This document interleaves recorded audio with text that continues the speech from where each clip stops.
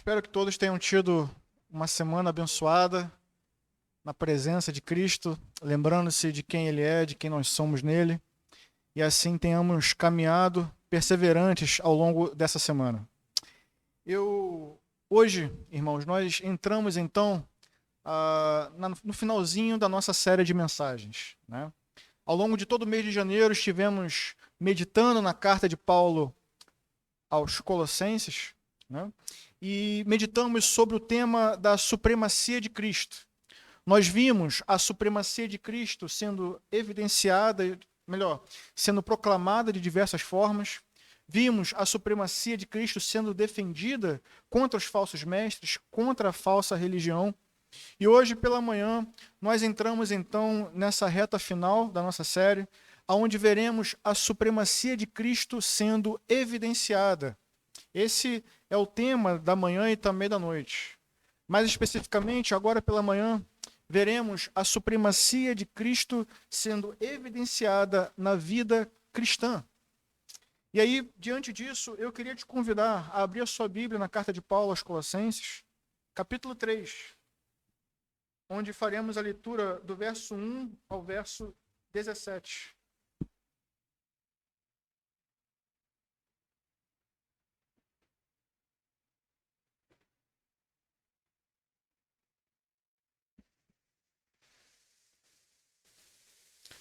Colossenses, capítulo 3, do verso 1 ao verso 17. Antes de proceder à leitura, por favor, me acompanhe em oração. Senhor, nosso Deus e Pai, a Ti, ó Deus, seja toda a honra, toda a glória e todo o louvor. Ó Deus, estamos aqui reunidos, cantando e louvando ao Senhor, porque reconhecemos, ó Deus, a sua soberania sobre todas as coisas, o seu domínio sobre todas as coisas, e também, ó Deus, sobre as nossas vidas. O Senhor tem supremacia, ó Deus, sobre essa igreja e também sobre a vida de cada crente. Agora, Deus, rogamos a Ti, mais uma vez, fala conosco mediante a sua palavra. Que a sua palavra, Deus, seja pregada de forma fiel e que todos nós saiamos daqui alimentados, edificados e exortados pelo Senhor. Assim oramos em nome de Cristo Jesus. Amém. Diz assim: portanto, já que vocês ressuscitaram com Cristo, procurem as coisas que são do alto, onde Cristo está assentado à direita de Deus. Mantenham o pensamento nas coisas do alto e não nas coisas terrenas, pois vocês morreram e agora sua vida está escondida com Cristo em Deus. Quando o Cristo, que é a sua vida, for manifestado, então vocês também serão manifestados com ele em glória.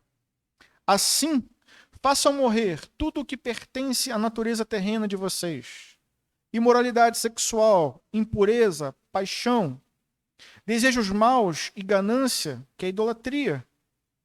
É por causa dessas coisas que vem a ira de Deus sobre os que vivem na desobediência, as quais vocês praticaram no passado, quando costumavam viver nelas.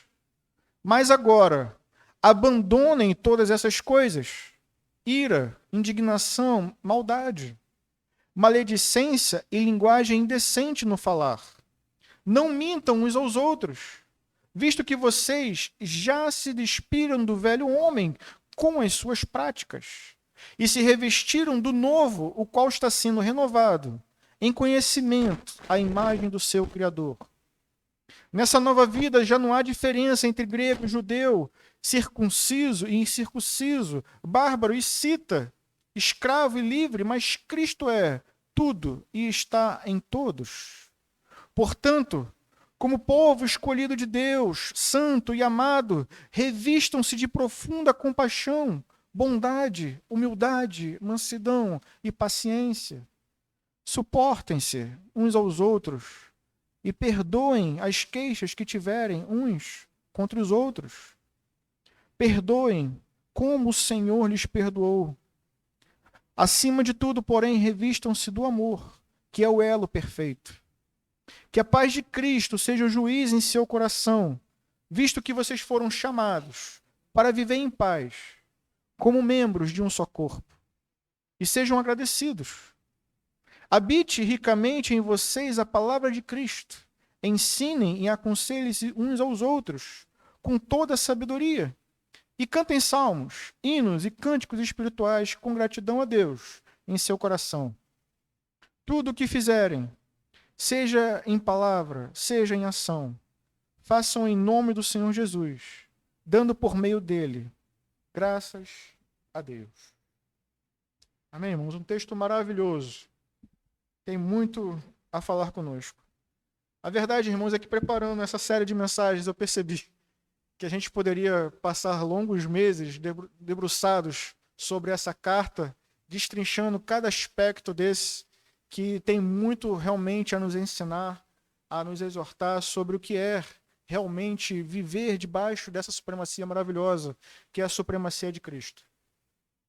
Mas a gente segue avançando e o texto que nós lemos, ele nos mostra, então, irmãos, finalmente, algumas implicações práticas do que é viver e o que é reconhecer a supremacia de Cristo em nossas vidas.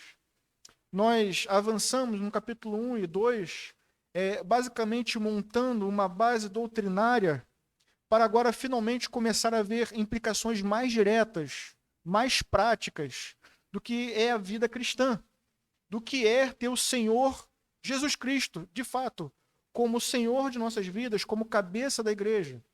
E isso Paulo começa a mostrar, né? Já vimos um pouquinho disso no capítulo 2, mas agora de forma mais direta, falando diretamente da nossa vida, a vida cristã. E a primeira coisa que Paulo faz, irmãos, nesses versículos, do versículo 1 ao versículo 4, é mostrar para a gente o que é uma vida cristã. O que é uma vida cristã? Uma vida cristã, irmãos, de acordo com esses 4 versículos iniciais, é uma vida que se identifica com Cristo. Uma vida totalmente identificada com Cristo. E ele diz algumas coisas importantes. O povo cristão, o cristão, é alguém que morreu com Cristo. É alguém que ressuscitou com Cristo, é alguém que vive em Cristo, é alguém que está escondido em Cristo. E como ele diz no versículo 4, é alguém que aguarda a manifestação de Cristo, uma manifestação que será em glória. E em glória nós também seremos manifestados, como diz Paulo na carta aos Romanos, capítulo 8. Então vejam que são muitos aspectos em que o cristão, em que você se identifica com Cristo. Cristo não apenas morreu por você, mas você morreu com Cristo. Agora, ressuscitamos com Cristo, vivemos nele, estamos escondidos nele e aguardamos ansiosamente a vinda dele. A vida cristã é uma vida que se identifica com Cristo. Precisamos entender isso. Isso é uma realidade tão intensa e tão profunda que o apóstolo Paulo chega a dizer: fui crucificado com Cristo. Não vivo mais eu, mas Cristo vive em mim. A vida que agora vivo no corpo, vivo pela fé em Cristo, que me amou e se entregou por mim. É dessa forma que Paulo se identifica com Cristo. E é dessa forma que cada cristão precisa se identificar com Cristo. Não vivemos mais, mas é Cristo que vive em nós. Essa é a primeira coisa que precisamos entender sobre o que é a vida cristã. Uma vida totalmente identificada com Cristo. Uma vida que vive pela fé no Filho de Deus.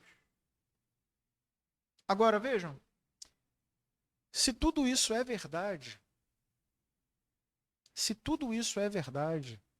se realmente nos identificamos com Cristo em todos esses aspectos, em sua morte, em sua ressurreição, em sua vida, se nos identificamos realmente com Cristo em todos esses aspectos, então a nossa vida diária, a nossa vida comum, ordinária, ela precisa manifestar isso de alguma forma. Ela precisa evidenciar isso de alguma forma. E é justamente isso que Paulo vai tratar até o final da carta. Como a vida cristã, como a nossa vida precisa evidenciar Cristo como o Senhor das nossas vidas. Isso precisa se manifestar de alguma forma. E a primeira coisa que Paulo diz, como evidência, é que a vida cristã é uma vida que busca e que tem prioridades elevadas. Veja o que ele diz no versículo 1.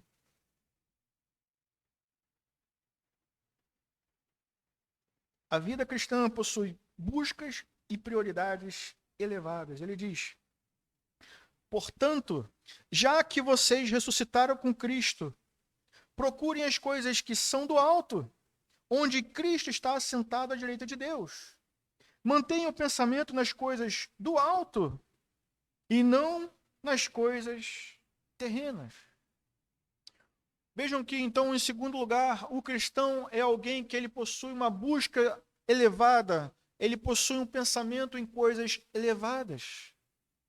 Diz o texto, ele procura as coisas que são do alto, ele mantém o pensamento nas coisas que são do alto. A sua vida está comprometida com isso. Ela é caracterizada por isso. A vida cristã, ela se caracteriza por essa busca, e não é uma busca variada em sua intensidade, mas é uma busca contínua, frequente, de forma que isso caracteriza quem nós somos. Somos pessoas que buscam as coisas do alto, mais do que as coisas da terra. Não estamos falando que você não vai se envolver com as coisas desse mundo. Nós vivemos aqui, precisamos comer e nos vestir, sim.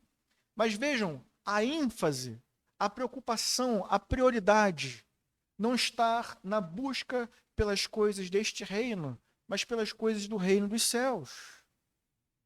A sua busca precisa estar em coisas mais elevadas, mas não apenas a sua busca, o seu pensamento. Ele diz que o cristão é alguém que se caracteriza porque no pensar nas coisas elevadas, no pensar nas coisas de Deus. Ele é alguém que deseja o reino de Deus, ele é alguém que busca o reino de Deus. Porque ele sabe que o céu é o seu verdadeiro lar, é no céu que está o seu verdadeiro tesouro, e é no céu que ele pretende chegar, e pela graça de Deus irá chegar. Então o cristão, ele olha para o céu, ele tem a sua vista voltada para o reino de Deus. Ele deseja, ele ama o reino de Deus. E vejam, irmãos, não é apenas um pensamento, mas é um pensamento que molda a nossa forma de viver, que molda a nossa conduta. A gente age de acordo com as coisas que acreditamos.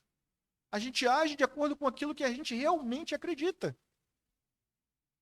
Se acreditamos realmente no que diz a sua palavra, no que diz as Escrituras, então precisamos viver de acordo. E é disso que Paulo está falando. Nós precisamos ter buscas elevadas. E precisamos pensar nas coisas elevadas. Pois é lá que é o seu destino, é o nosso destino. Lá está o nosso tesouro. Lá está o nosso Senhor. Então é para lá que devemos olhar. Paulo continua, mostrando ainda uma terceira marca do que é a vida cristã. É uma vida que se identifica com Cristo, é uma vida também caracterizada por mortificar a natureza terrena. Veja o que ele diz no versículo 5. Façam morrer tudo o que pertence à natureza terrena de vocês. Façam morrer tudo o que pertence à natureza terrena de vocês. E aí ele vai citar várias coisas: imoralidade sexual, impureza, paixão, desejos maus e ganância, que é a idolatria. É por causa dessas coisas que vinha a ira de Deus sobre os que vivem na desobediência, as quais vocês praticaram no passado, quando costumavam a viver nelas. Paulo começa a mostrar que a vida cristã é uma vida que se identifica com Cristo E por se identificar com Cristo, ela possui preocupações mais elevadas, buscas elevadas, pensamentos mais elevados. Mas isso se manifesta também no abandono daquilo que nos caracterizava antes. Se manifesta no abandono daquilo que representava a nossa velha natureza, o nosso velho homem. E aí ele começa a elencar categorias de pecados. E ele começa falando desse pecado, desses pecados de ordem moral. Ele fala em imoralidade sexual, fala em impureza e paixão.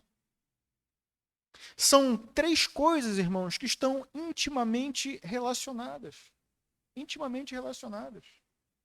A imoralidade sexual é porneia no grego, e é uma palavra muito genérica. Se aplica a todo tipo de ato sexual ilícito, seja antes do casamento, ou seja fora do casamento para aqueles que já se casaram. Mas vejam, é um ato sexual ilícito, porneia.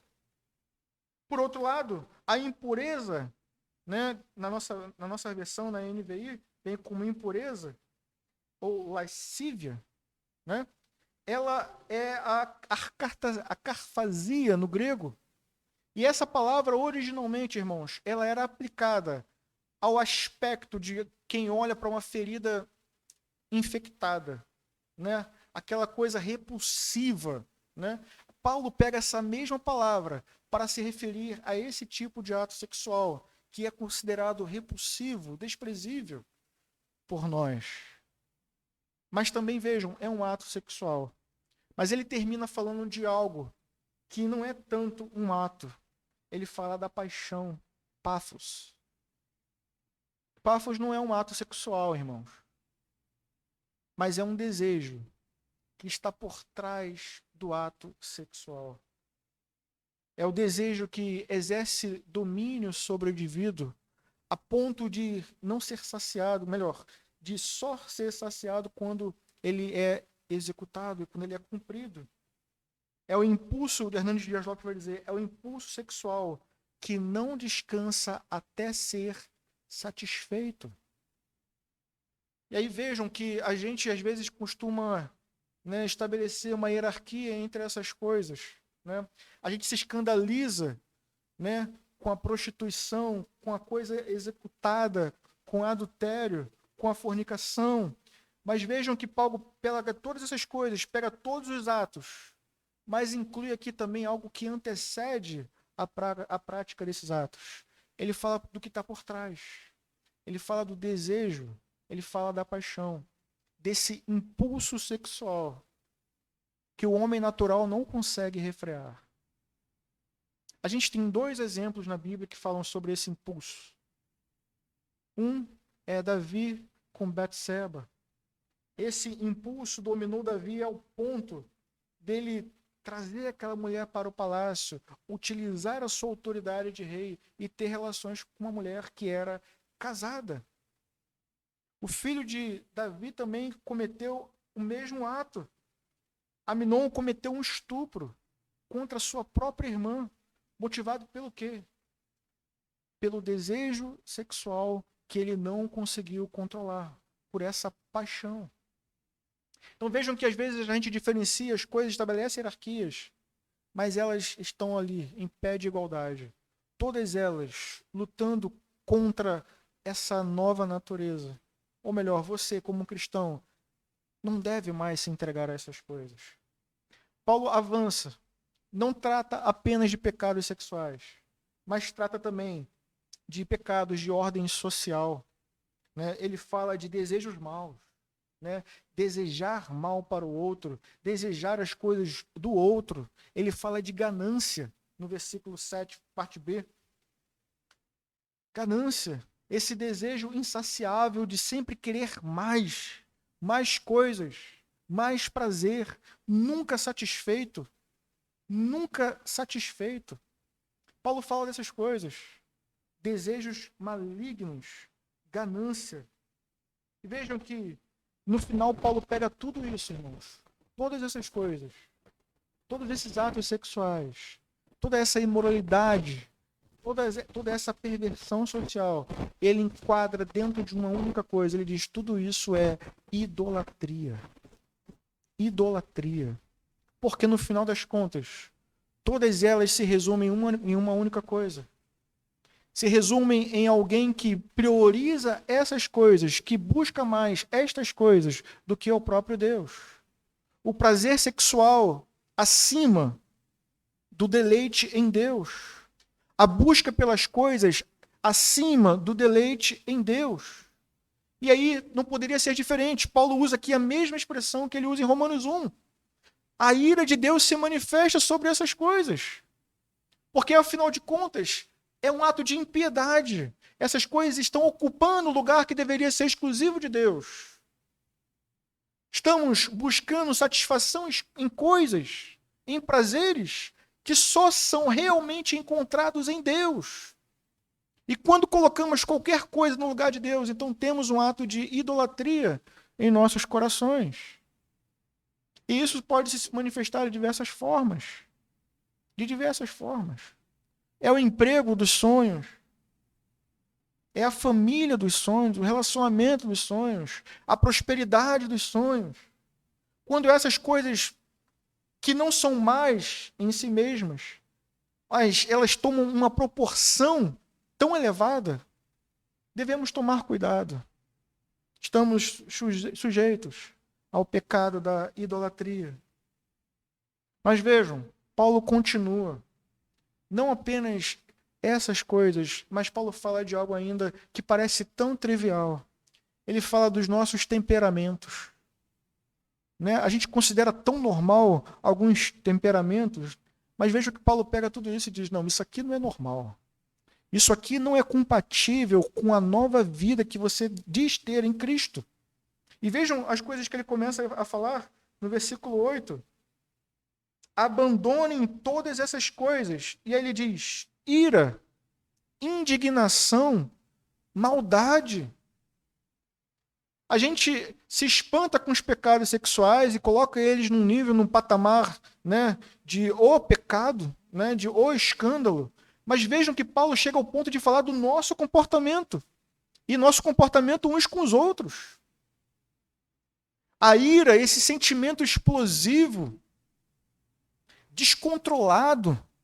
Ele fala ainda da indignação, que é uma forma de ira. Né? A pessoa vai alimentando aquilo ali, nutrindo aquilo ali. É uma insatisfação que nunca encontra pacificação. Está sempre sendo nutrida, sempre sendo alimentada. É uma pessoa indignada. E ele finalmente fala, então, de algo que também não é manifesto, mas que muitas vezes está oculto, a maldade. Né? Um sentimento por trás que vai alimentando todas as coisas, que é uma manifestação da corrupção da nossa mente. Ou melhor, é uma corrupção da mente de um homem não regenerado. Tudo é contaminado por isso. Ele deita na sua cama e maquina o mal, planeja o mal, alimenta a sua ira, alimenta a sua indignação. Como essas coisas são compatíveis com uma nova vida em Cristo? Como você pode se dizer cristão e estar simplesmente aceitando que essas coisas fazem parte da sua personalidade, do seu caráter? Não pode. Se você é uma nova criatura em Cristo, então essas coisas não te pertencem mais. Pertencem ao velho homem, à velha criatura. Mas agora em Cristo todas as coisas foram feitas novas. Um novo caráter, um novo perfil, uma nova personalidade. Não mais ira, não mais indignação, não mais maldade na mente. E Paulo avança mais um pouquinho. E ele fala então, irmãos, do problema generalizado, o problema da língua. Veja o que ele diz. Maledicência, linguagem indecente, mentira. Ele fala isso no finalzinho do outro, finalzinho do 8. Mas agora, abandonem todas essas coisas. ira, indignação, maldade, mas também o falar mal dos outros, maledicência, a linguagem indecente, linguagem torpe, palavrões, linguagens de piadas e de duplo sentido. Mas vejam também a mentira presente aqui. Abandonem todas essas coisas. Pois vocês, ele diz, já se despiram do velho homem com suas práticas. Não te pertence mais. Não deve fazer parte do seu caráter, não deve definir a sua vida. Você é um cristão em Cristo Jesus e precisa apresentar essas novas marcas. Vejam que a vida cristã, irmãos, ela é marcada em dois aspectos. No aspecto positivo, ela é marcada por tudo isso que vimos até aqui. Em deixar de praticar uma série de coisas. Mas em outro sentido, e é isso que Paulo vai começar a falar, ela é marcada por praticar uma outra série de coisas. Por um lado, deixamos de viver como velho homem, mas por outro, precisamos viver como um novo homem. Vejam o que Paulo vai dizer a partir do versículo 10 e 11. Vocês já se revestiram do novo homem, o qual está sendo renovado em conhecimento à imagem do seu Criador. Vejam, em terceiro lugar, que a vida cristã é uma vida revestida de Cristo. Uma vida revestida de Cristo é uma nova vida, uma vida que é moldada pelo conhecimento de Cristo, uma vida que é transformada à imagem de Cristo, como nós vimos anteriormente. À medida que nós vamos crescendo no nosso conhecimento a respeito de Cristo, à medida que nós vamos crescendo no nosso conhecimento a respeito do caráter de Deus, do caráter de Cristo, dos seus atributos, nós vamos amando esse Deus e amando esse Cristo. Nós vamos desejando cada vez mais, cresce em nosso coração o desejo de ser como Ele. E assim vamos sendo transformados a cada dia à imagem de Deus, à imagem de Cristo. Mas vejam que isso começa onde? Numa busca por conhecer e prosseguir conhecer a Deus. E aí a gente volta anteriormente, né? Como vimos no capítulo 1. É um conhecer, e esse conhecer não se limita a um conhecimento intelectual, mas é um conhecer no relacionamento, conhecer o caráter de Cristo, ver quem Ele é, amá-lo por quem Ele é e querer ser como Ele é. Agora, esse conhecimento é a base para uma vida com sabedoria, é a base para uma vida com entendimento. Se negligenciamos o conhecer a Deus, como seremos homens e mulheres sábias? Como seremos homens e mulheres que tomarão decisões com o entendimento que parte da palavra de Deus? Não seremos, pois não teríamos essa base bem fundamentada. Por isso Paulo diz, olha, deixem de praticar essas coisas, mas comecem a praticar as coisas do novo homem. Como você sabe quais são as coisas do novo homem? Se você não se debruça sobre a palavra de Deus. Como você sabe as coisas que você precisa praticar e como deve praticar? Sem conhecimento de Deus, revelado em sua Escritura. Se você não conhece o caráter de Deus, qual é o seu referencial? Qual é o seu padrão de conduta? Qual é o seu padrão de pensamento? Se não está fundamentado aqui, está fundamentado aonde? A vida cristã é uma vida revestida de Cristo. E aí, por favor, não comece a tratar o evangelho ou o cristianismo da mesma forma que os pagãos, como o misticismo, achando que isso é assim. Não é. Você precisa se empenhar em conhecer a esse Deus. A obra da salvação foi realizada por Ele, exclusivamente por Ele. Mas o crescimento, a santificação, a vida cristã, ela é trabalhada aqui, pelo poder de Deus, operando através de você. Você não pode ficar descansado em relação a isso. Você precisa se empenhar em desejar, em amar, em querer crescer nesse conhecimento de Deus, revelado em Cristo Jesus, e que chegou até nós por meio da sua palavra. Não negligencie conhecimento bíblico. Não negligencie. Mas, infelizmente, a gente vê que as pessoas cada vez mais estão desinteressadas em conhecer. Como nós vimos semana passada, elas estão muito mais interessadas em experimentar, em ter visões, em ter experiências. Mesmo que sejam experiências que não são bíblicas. Mas o conhecimento bíblico, que vai te ajudar a crescer de verdade em Cristo, isso elas negligenciam. E a gente vê isso nos cultos, nas escolas bíblicas. Como você espera estar revestido de Cristo? Como você espera viver em Cristo? Quando você negligencia o conhecimento de Cristo, que vai te moldar à imagem de Cristo.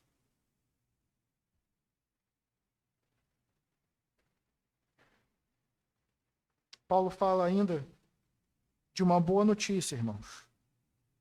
Veja o que ele diz no versículo 11.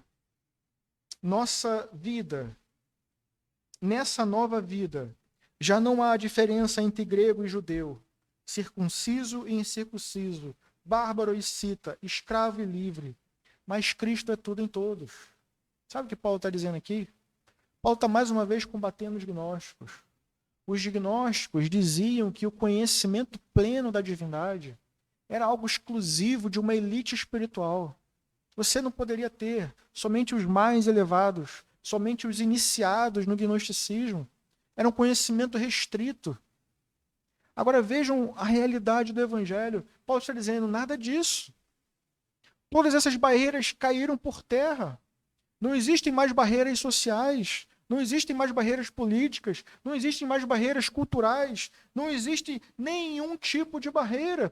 Todas elas caíram diante do fato de que Cristo reina soberanamente sobre tudo e sobre todos. Está ao alcance de todos esse pleno conhecimento, de todos os cristãos. Está ao seu alcance. Agora vejam, como podemos, diante disso, negligenciar esse conhecimento que está ao nosso alcance? E é disso que Paulo está falando. Está ao alcance de todos vocês. Usufruam disso. Cresçam no conhecimento, cresçam na sabedoria, cresçam no entendimento, pois não há mais barreiras.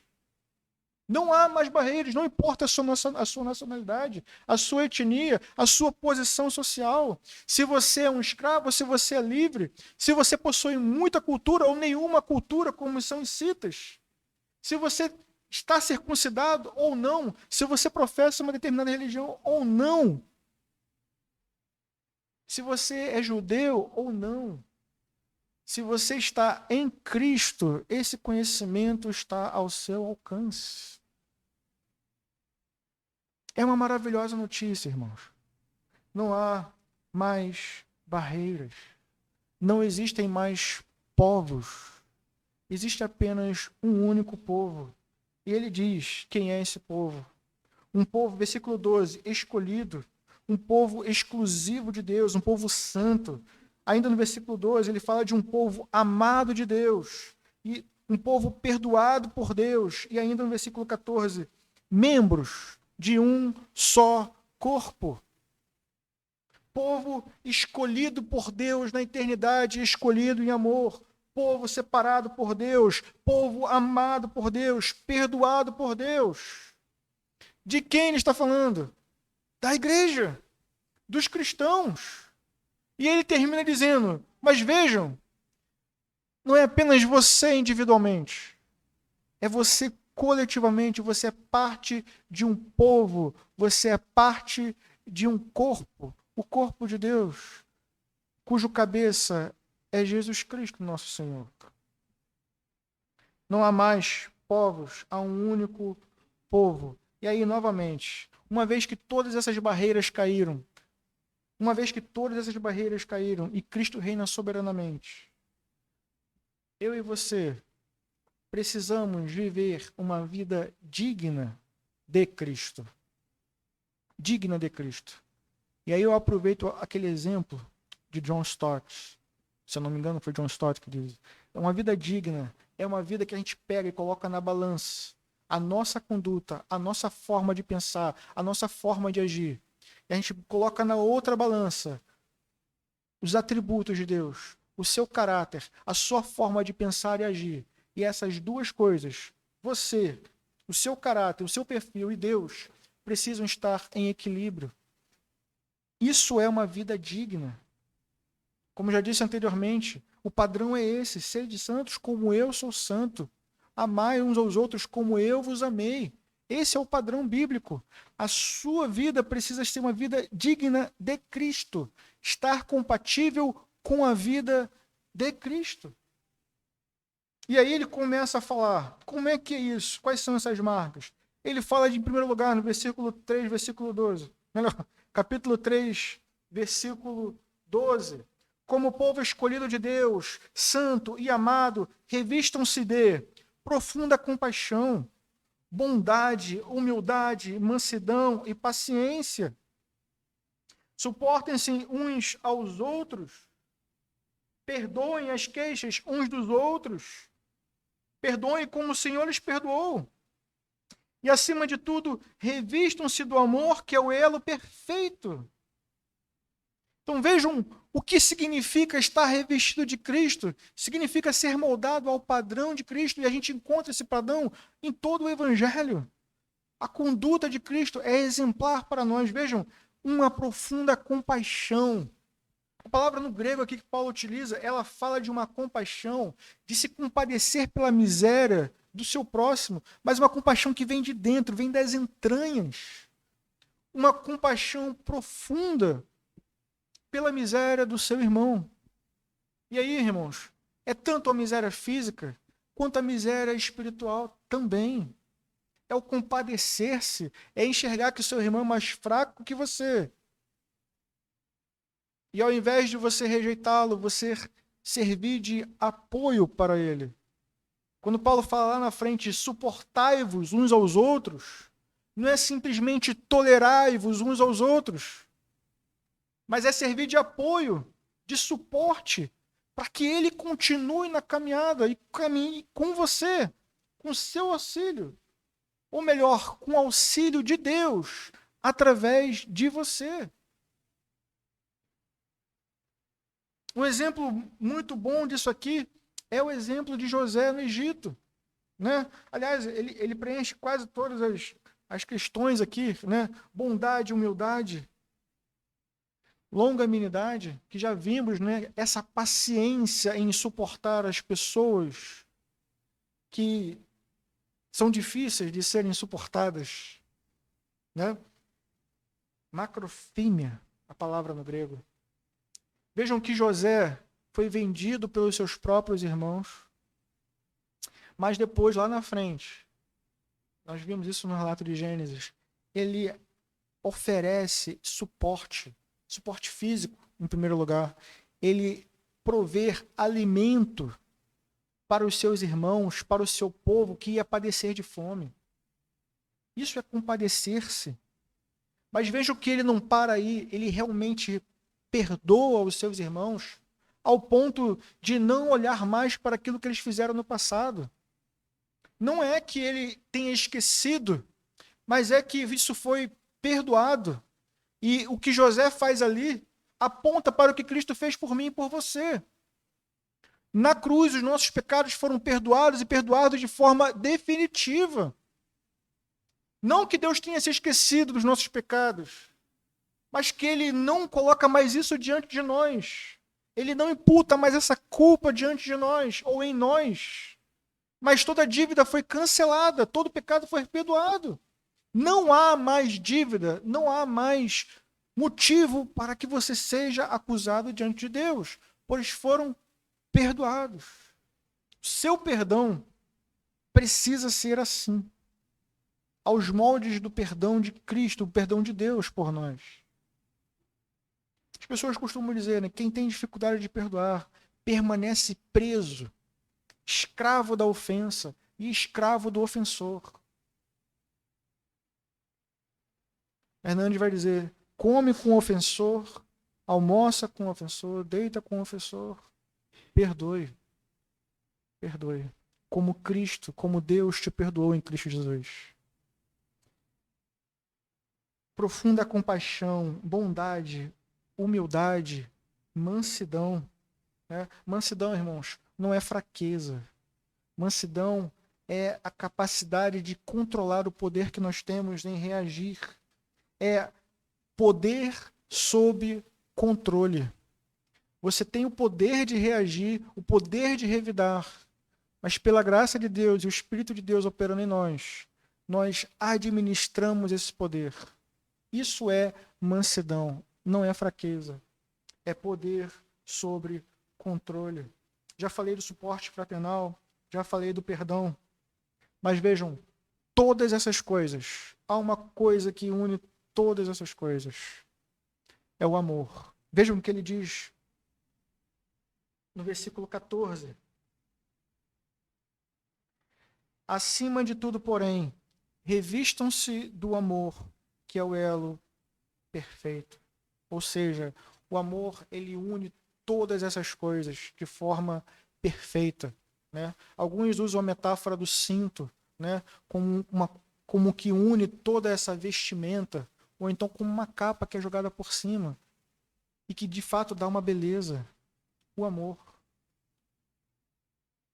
Meus irmãos, há quem diga que nenhum desses atributos, nenhuma dessas características podem realmente ser cumpridas de forma fiel se a pessoa de fato não for um cristão.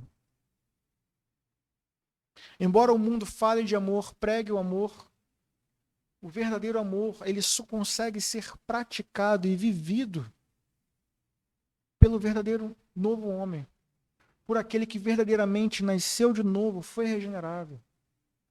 Um homem não salvo não consegue fazer isso. Ele não tem um referencial do que realmente é o amor. Ele não foi capacitado para isso. Ele não tem poder para isso. Mas o cristão regenerado, aquele que sofreu essa cirurgia interna em seu coração, esse sim é capacitado a amar como Deus nos manda amar, como Ele nos amou. O que Paulo vai dizer nos próximos versículos é justamente isso. Como nós somos capacitados a viver essa vida digna de Cristo. Como nós somos capacitados a viver uma vida compatível com o Evangelho que revela a supremacia de Cristo. Como nós temos poder para viver dentro dessa forma. Porque vejam, se eu simplesmente apresento para vocês essas regras, não façam isso. Não, abandonem tais coisas e falam, vivam dessa forma, de acordo com essas regras. O que eu estou fazendo basicamente é apontar para vocês uma forma de legalismo. Sim ou não? Estou apresentando regras de conduta para você. Não façam isso e façam aquilo. Mas não é disso que estamos falando.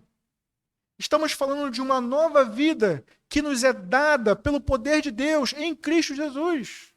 Uma vez que eu e você já somos novas criaturas. Então não é com a sua força que você vai lutar, mas é com o poder de Deus operando poderosamente em sua vida. Te capacitando aí sim a amar, a ser grato, a suportar o irmão mais fraco, a ajudá-lo a ter mansidão. Tudo isso não vem de você, vem de Cristo. Vem do poder de Deus operando em você. Então não é mais legalismo.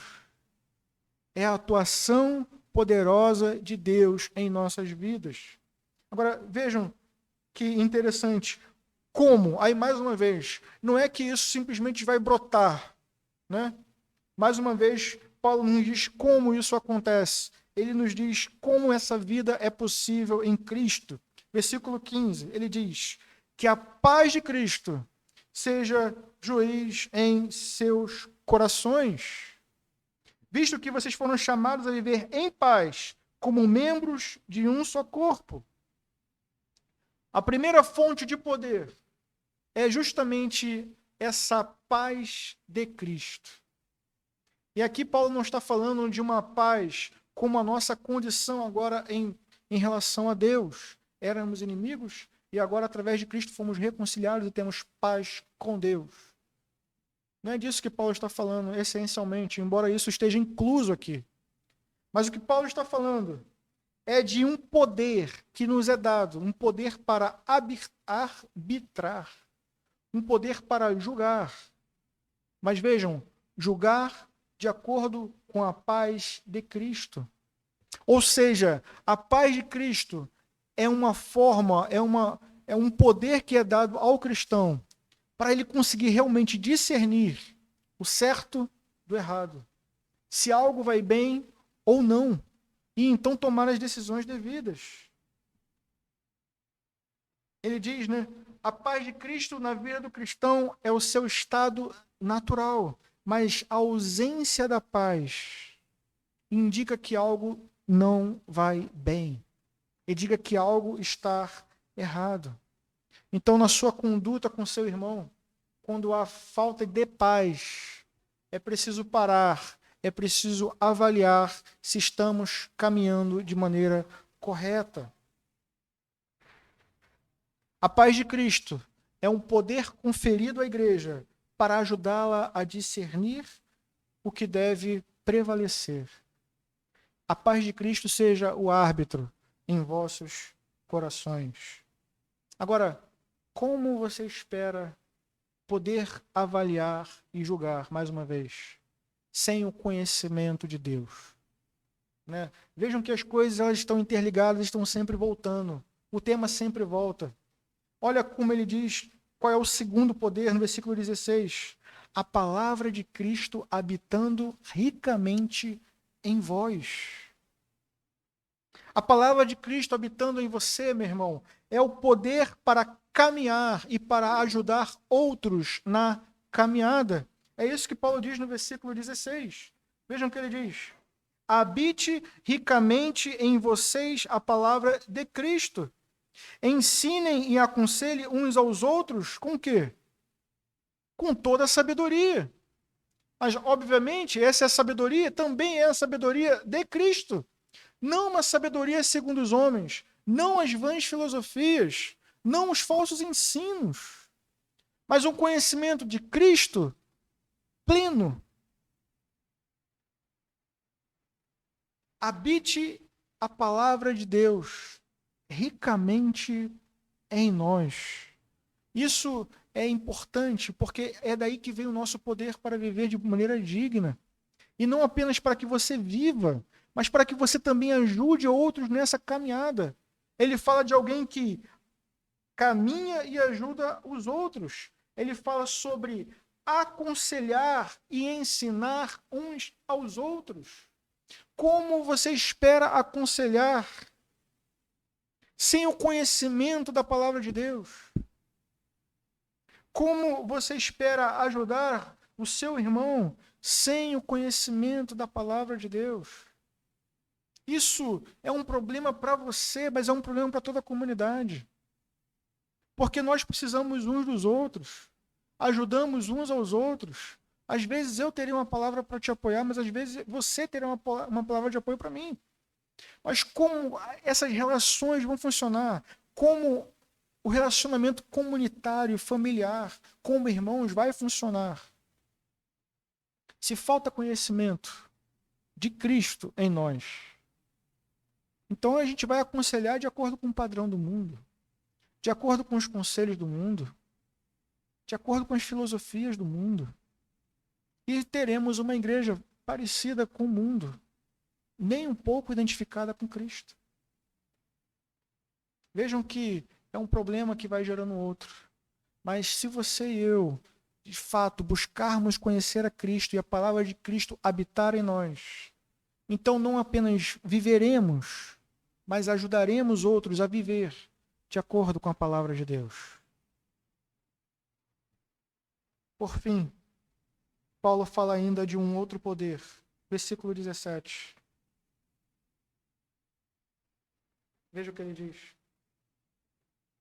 Tudo o que fizerem, seja feitos, seja em palavras, seja em ação, façam no nome do Senhor Jesus. Nossas palavras e nossas ações devem ser realizadas em nome de Cristo.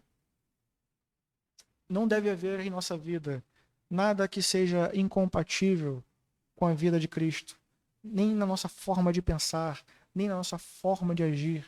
Nada deve ser incompatível com Cristo. Agir em nome de Cristo é agir como um representante legal de Cristo nesse mundo.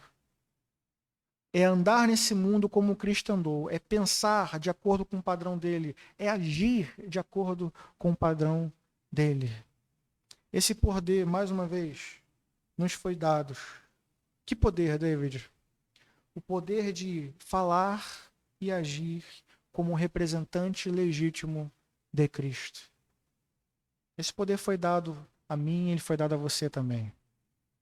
Agora vejam, mais uma vez, como você será um bom representante de Cristo se você não conhece Cristo. Se você não conhece a sua forma de pensar, a sua forma de agir, as suas leis, os seus mandamentos. Você será um péssimo representante de Cristo.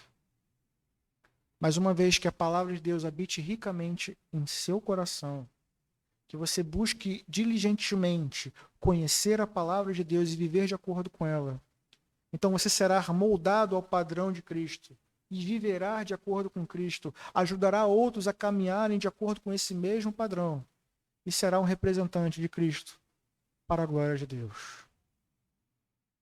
A conclusão dessa mensagem, irmão, é que a nossa vida, a vida cristã, precisa ser também uma evidência da supremacia de Cristo.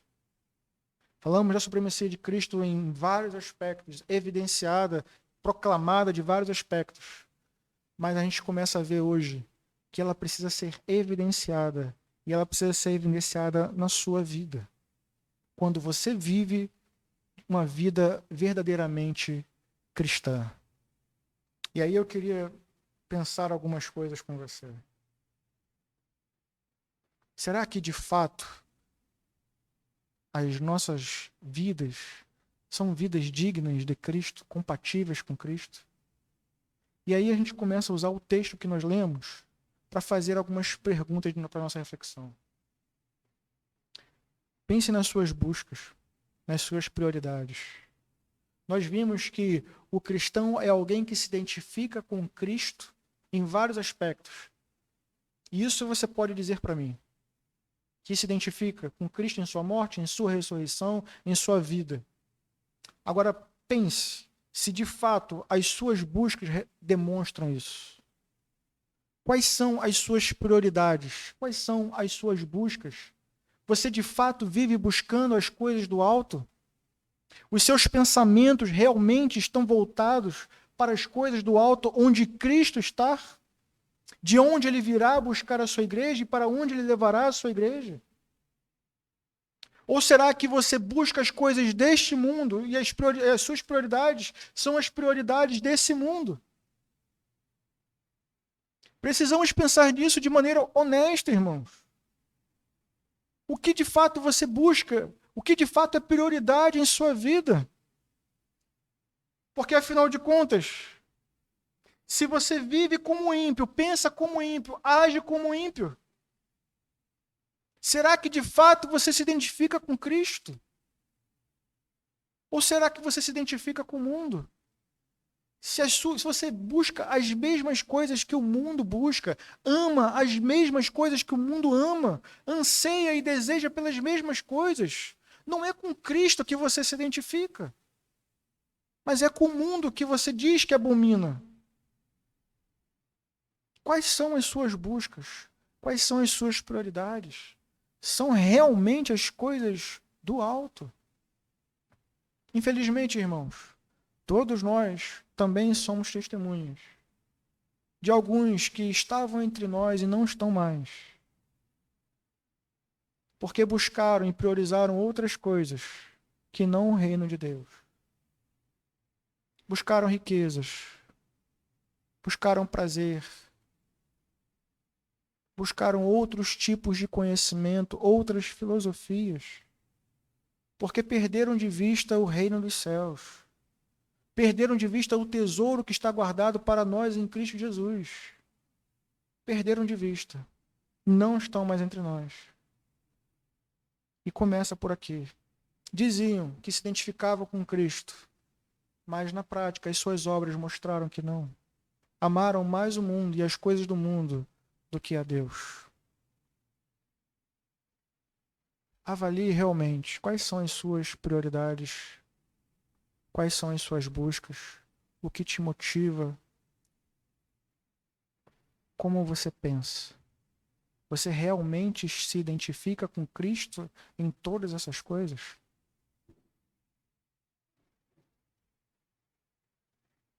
Bem, em segundo lugar, se nos identificamos com Cristo, então precisamos simplesmente olhar e ver. Estamos mortificando a nossa velha natureza? Como eu disse antes, o mundo tem um padrão de moralidade.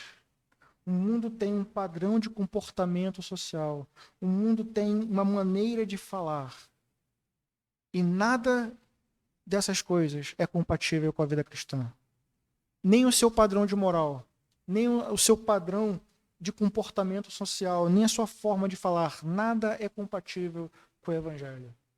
Mais uma vez, a nossa vida, ela está compatível com o padrão de Cristo?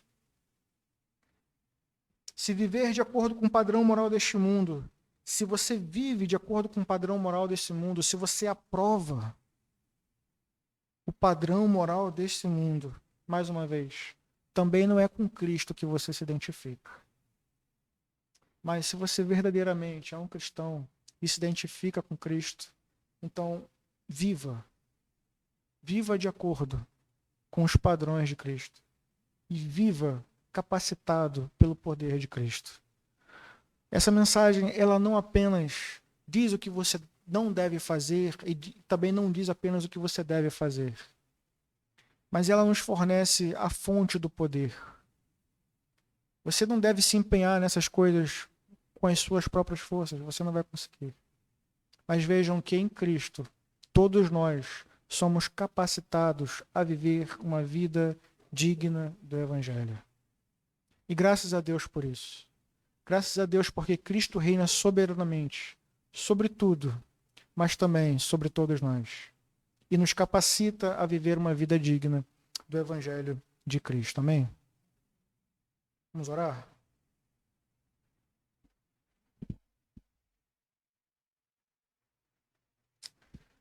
Senhor, nosso Deus e Pai, rogamos a Ti, ó Deus, para que o Senhor tenha misericórdia de nós. Perdoa-nos, ó Deus, em nossas falhas.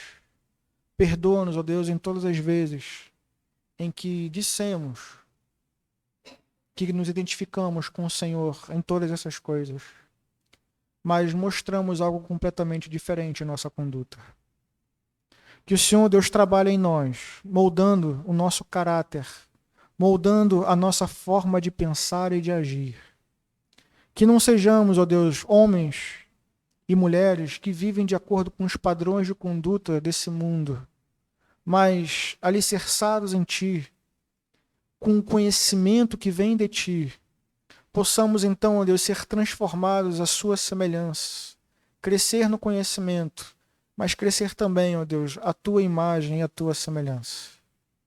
Ó Deus, o pecado abalou essa imagem, mas pela Tua graça e misericórdia, ó Deus, em Cristo nós somos restaurados. E em Cristo, ó Deus, nós aguardamos ansiosamente a glorificação do nosso corpo.